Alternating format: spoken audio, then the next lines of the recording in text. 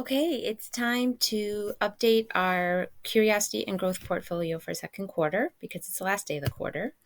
And so I just want you to think about, have you thought about how much you've grown this quarter? Your portfolio is a way to show your growth.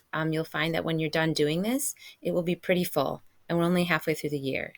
It has links to your work, so you can actually have that evidence. And as you reflect on the work that you've done, you'll also find that if it didn't go as well as you hoped, you'll be able to set some goals.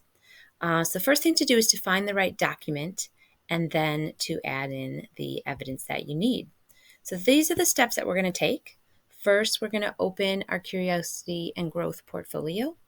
Then you're going to need the evidence from quarter 2 doc, which is in week 19. We're going to need to copy and paste today. Anything that's blue needs to be turned into a hyperlink, that is in the directions that are in week 19. And then you're going to copy over the growth statements or reflection statements into your portfolio. I'll tell you how to do that. And then you're going to set a quarter 3 goal, and how you do that is really up to you. So I'm going to show you where to find these things that you need. So in our Google Classroom, first thing you need to do is to find your portfolio. So you're going to search over on the left-hand side. This is the topics. Search for curiosity and growth. And when you're in there, you will find your own copy of your portfolio, which will be blank.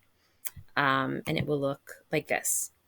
Next thing you need to do is look at the fact that Ms. McCarthy created for you all the evidence that you need. So I went through everything that we did, and here is the evidence and these directions that I'm walking you through. So once you have that document open, you are going to need the evidence, and anything that's in this right-hand column, you're going to copy over. Now, your portfolio from first quarter should have some evidence in it already. So last time I pasted the stuff in for you because it was kind of a time crunch. But what you're going to need to do this time, you can copy this whole chunk of text if you want, Control C, and then click on my portfolio and paste it into this first cell. Hopefully.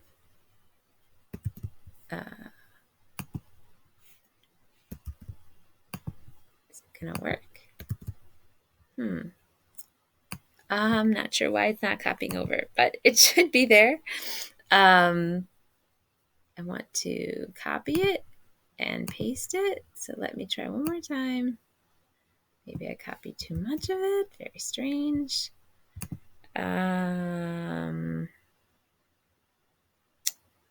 Copy. Paste. Okay, not sure what happened there. But ideally, we would have all of this there. So we'll just do it in 2 steps. Who knows why? Google sometimes is strange. Okay, so we've got everything here, but anything that's blue needs to be made a hyperlink, right? So in order to do that, we need to find the document this is referring to. Just to help you, I put some dates in as well.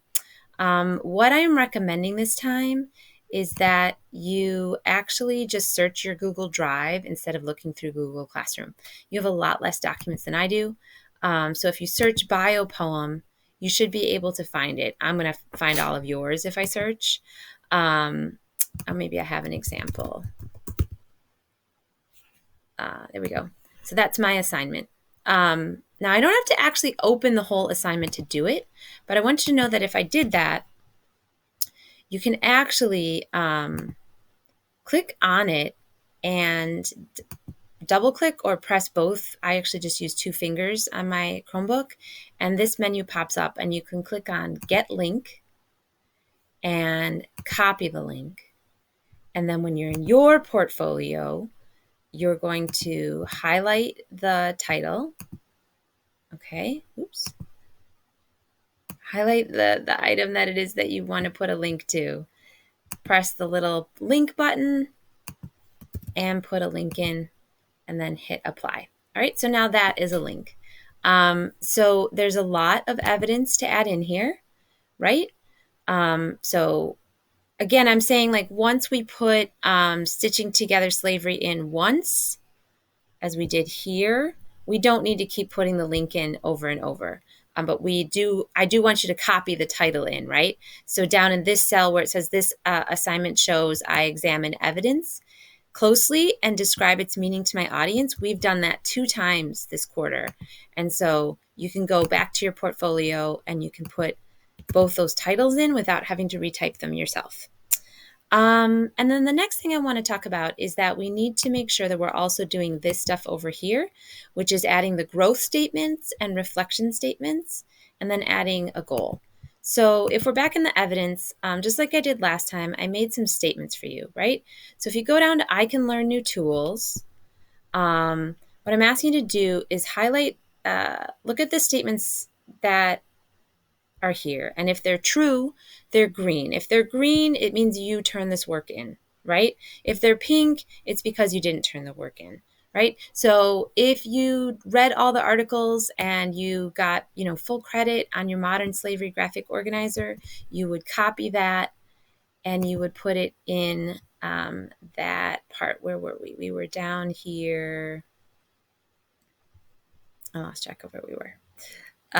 We were in I can learn new tools.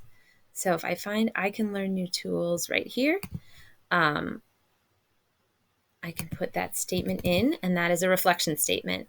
If I ran into some trouble and there's some work that I didn't do, like I did not complete all of the geography IXLs that I did, we're going to make this a growth statement is what I would call it. Like I didn't do it, but next time I hope that I will, or I hope to get caught up or something like that. Okay. So that is the growth statements. Where you want to put your goal for quarter 3, I'm going to leave that up to you because it's a goal that's for you. When you've done all this and you see all the work that you did, you need to decide where does that goal need to be. I don't think you're going to look at your portfolio very often, but I think you should set that goal for yourself and put it somewhere where you can see it. And so that hopefully will help you with those directions for how to update your portfolio.